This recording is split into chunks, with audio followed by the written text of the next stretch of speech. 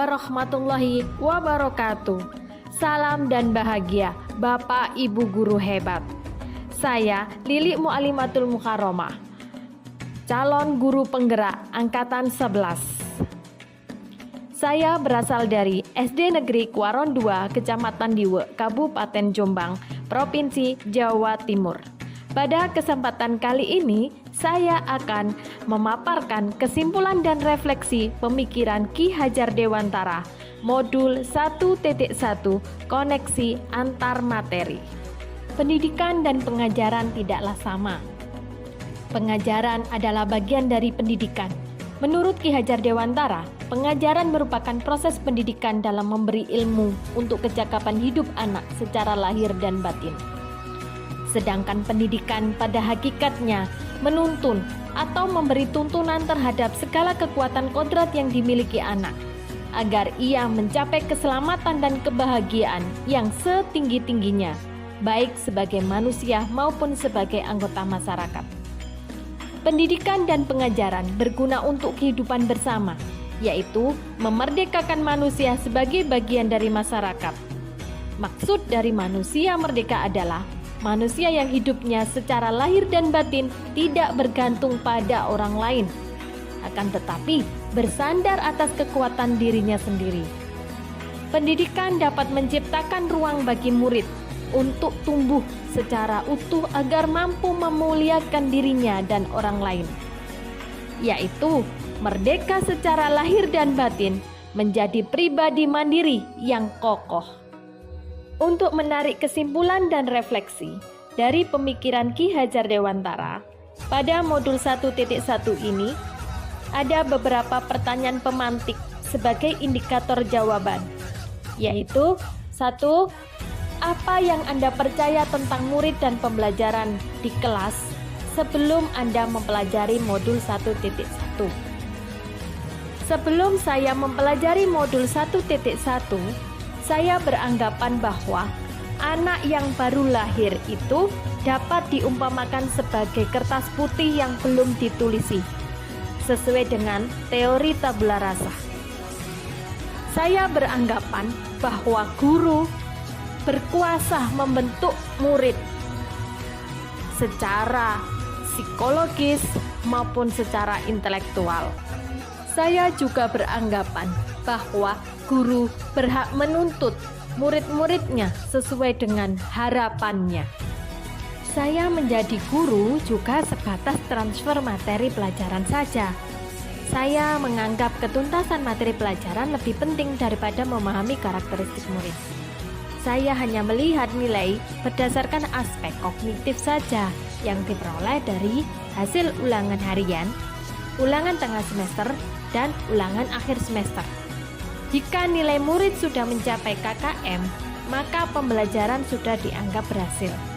Selain itu, saya juga beranggapan bahwa murid sebagai objek pembelajaran, sehingga pembelajaran berpusat pada guru atau teacher center. Sebelumnya, saya tidak memperdulikan apakah murid saya benar-benar paham materi pelajaran yang sudah saya sampaikan atau tidak.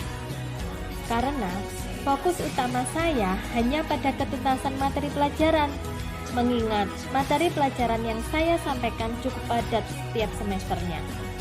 Saya pun hanya meminta siswa untuk menghafal materi pelajaran yang saya ajarkan, tanpa memikirkan bagaimana cara materi pelajaran tersebut dapat dipahami sepenuhnya. Saya juga sering mengeluh jika murid saya tidak mencapai KKM setelah melakukan evaluasi. Pertanyaan pemantik kedua dalam menarik kesimpulan dan refleksi modul 1.1, yaitu apa yang berubah dari pemikiran atau perilaku Anda setelah mempelajari modul ini? Setelah saya mempelajari modul 1.1 tentang pemikiran Ki Hajar Dewantara, saya menyadari bahwa anggapan saya tentang pendidikan dan pengajaran yang selama ini saya lakukan tidaklah seluruhnya tepat.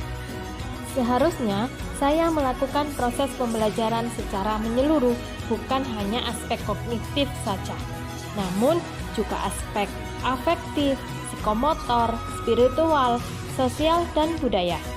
Murid bukan sebagai objek pembelajaran, melainkan sebagai subjek pembelajaran. Artinya, murid mempunyai kebebasan berekspresi, mengungkapkan pendapat, dan berkreasi sesuai dengan minat dan bakatnya. Guru pun hanya sebagai fasilitator pembelajaran yang membimbing dan memberikan dorongan kepada murid untuk mencapai kompetensi sesuai harapan.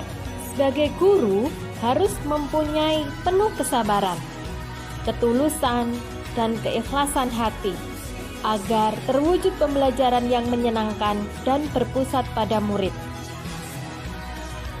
Selain itu, saya sebagai guru juga harus mempelajari dan memahami karakteristik murid, karena setiap anak yang dilahirkan itu unik, mempunyai kelebihan dan kekurangannya masing-masing. Saya harus memahami karakter murid dengan memberikan kesempatan kepada mereka untuk tumbuh dan berkembang sesuai dengan kodratnya. Pertanyaan pemantik terakhir untuk menarik kesimpulan dan refleksi modul 1.1 adalah: apa yang dapat segera Anda terapkan lebih baik agar kelas Anda mencerminkan pemikiran Ki Hajar Dewantara? Yang dapat segera saya terapkan dalam pembelajaran di kelas sesuai dengan pemikiran Ki Hajar Dewantara antara lain: 1. Merancang pembelajaran yang interaktif dan menyenangkan dengan melibatkan murid sesuai dengan karakter, minat, dan bakatnya.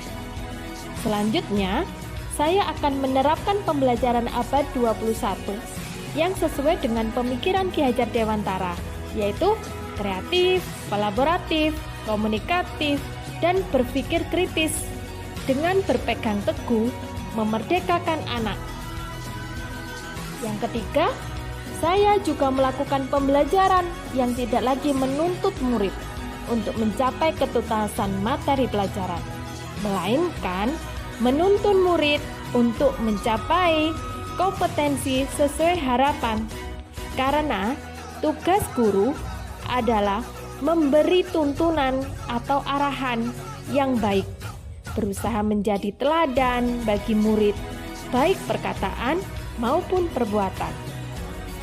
Selanjutnya, saya harus mempelajari dan memahami karakter murid dengan menjalin komunikasi yang baik pada murid, orang tua, dan walinya.